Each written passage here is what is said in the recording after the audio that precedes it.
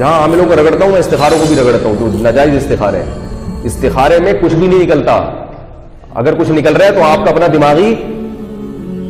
دماغی تخیل ہے، وہ خامخواہ کی پریشانی ہے جو خواب میں بن کے آ جاتی ہے سامنے۔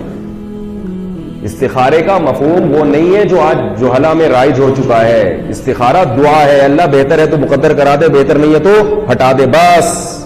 اس کے بعد رکنا نہیں ہے کہ دیکھو کوئی سگنل مل رہا ہے، کام کرو فوراً جو سمجھ میں آ رہا ہے۔ سمجھ میں نہیں آ رہا تو استخارے میں اچھا خواب آئے پھر بھی نہیں کرنا، سمجھ میں آ رہا ہے تو استخارے میں نیگیٹو خواب آئے پھر بھی کرنا ہے، کیونکہ شریعت کہتی ہے گراؤنڈ ریئلٹی کو دیکھ کے فیصلہ کرو، خوابوں کو دیکھ کے فیصلہ نہیں کیا جاتا۔ کیسے سمجھائیں یار، اس پہ تو آرمی بلانی پڑے گی۔ یہ جہاں استخارے کا موضوع آتا ہے تو مولوی میرے پیچھے پڑ جاتے ہیں، مولوی میرے پیچھے پڑ جاتے ہیں، کیوں استخارے؟ ایک صاحب سے میں نے سمجھایا، میں نے کہا تیرے خواب بھی تو ایک اللہ کی طرف سے بشارت ہے۔ میں نے کہا دیکھو کسی بھی حدیث کو لینا ہے تو پھر اس سے متعلقہ تمام حدیثوں کو سامنے رکھ کے فیصلہ کیا جائے گا۔ جس نبی صلی اللہ علیہ وسلم نے استخارے کی فضیلت بیان کی، اس کا اپنا عمل کیا تھا؟ آپ کو تو جب بھی نکاح کا پیغام آیا، جیسی سمجھ میں آیا فوراً ہاں کیا آپ نے، کہیں بھی نہیں ہے کہ میں پہلے استخارہ کر لوں۔ ممکن ہے آپ کہیں آپ کا تو ڈائریکٹ اللہ سے رابطہ تھا، تو صحابہ میں بھی ہمیں ایسا نہیں ملتا۔ اور نبی کی ارشاد کیا ملتا ہے؟ اذا خطب الیکم من ترضون دینہ وخلقہ فزوجوہ، فرمایا جب کوئی اچھا رشتہ آئے تو ہاں کر دو، اگر نہیں ہاں کی تو آپ نے دھمکی دی ہے، تکن فتنۃ فی الارض وفساد عریض، بڑا فتنہ ہوگا۔ آپ نے یہ نہیں کہا کہ خواب آئے تو کر دو ہاں، خواب میں نیگیٹو آئے تو نہ کر دو، یہ نہیں فرمایا۔ آپ نے فرمایا اچھا رشتہ آئے تو ہاں کرو، ہاں کرو۔ ابھی کہیں کیا ہوا کہ میں کسی کے رشتے نہیں کراتا کہ میرے پاس رش لگ جائے، کچھ اپنے جاننے والے تھے تو ان کی کہیں رشتے کی بات چل رہی تھی تو مجھے بھی لے گئے وہ، تو وہ لڑکی والوں نے ہاں کر دی، بھائی لڑکا فٹ فاٹ ماشاءاللہ۔ بعد میں لڑکے کو فون کر کے بولے تم اپنی امی کا نام بتاؤ گے؟ میں نے کہا اب نہیں ہوتا یہاں پہ، میں نے کہا انکار کر دو، ہم جاہلوں میں نہیں کرنی ہم نے شادی۔ سمجھ رہے کیوں میں نے منع کیا؟ امی کا نام کیوں پوچھ رہا ہے؟ استخارہ نکالے گا بھائی، جب تم نے دیکھ لیا، تم نے 6 مہینے تحقیق میں لگا دو، آپ 10 سال لگا دو تحقیق میں، اس میں کوئی حرج نہیں ہے۔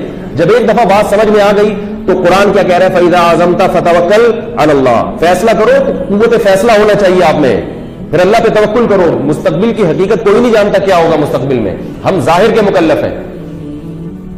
انگریز کہاں سے کہاں پہنچ گیا فیصلے کر کر کے، اور ہمارے ہاں استخاروں میں ہی 6 مہینے لٹکے رہتے ہیں۔ یہ نہیں ہے وہ استخارہ نہیں ہے جو اسلام میں ہے۔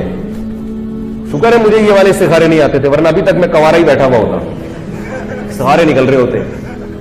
کر لو بھائی، اگر گراؤنڈ ریئلٹی کو سامنے رکھ کر فیصلہ کرو، لوگوں سے مشورہ کرو، فیصلہ کر کے کام کر دیا، مثبت نتیجہ آیا بہت اچھا، نیگیٹو آیا تقدیر ہے بھائی، کوئی بات نہیں۔ سارے کام دنیا میں کسی کے بھی صحیح نہیں ہوتے۔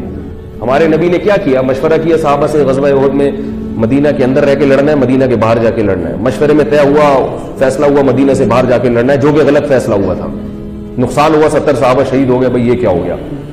صحابہ کو خیال آیا یار ہم نے نبی کا اپنا ذاتی رائے یہ تھی کہ مدینہ کے اندر رہ کے لڑتے ہیں، بہت سارے صحابہ کو خیال ہے یہ تو غلط ہو گیا، تو اللہ نے کیا نبی سے فرمایا کہ صحابہ کو ڈانٹیے نہیں، فرمایا کہ شاورہم فی الامر، آئندہ بھی مشورہ لیں۔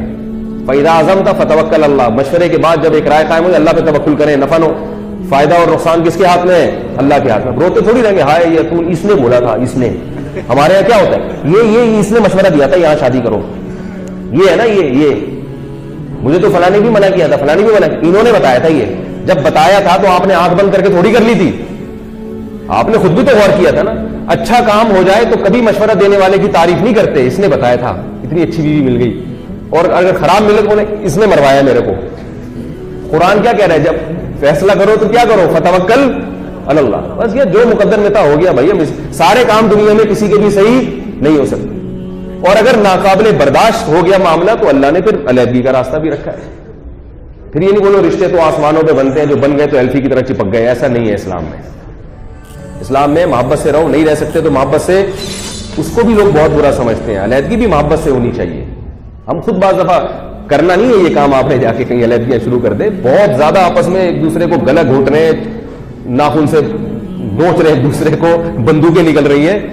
ایسی صورت میں شریعت نے کیا کہا؟ بھائی محبت سے علیحدگی اختیار کرو۔ اس میں لوگ کیا کہتے ہیں؟ نہیں بھائی جو ہو گیا نہیں ہو گیا، نہیں ایسا نہیں ہے۔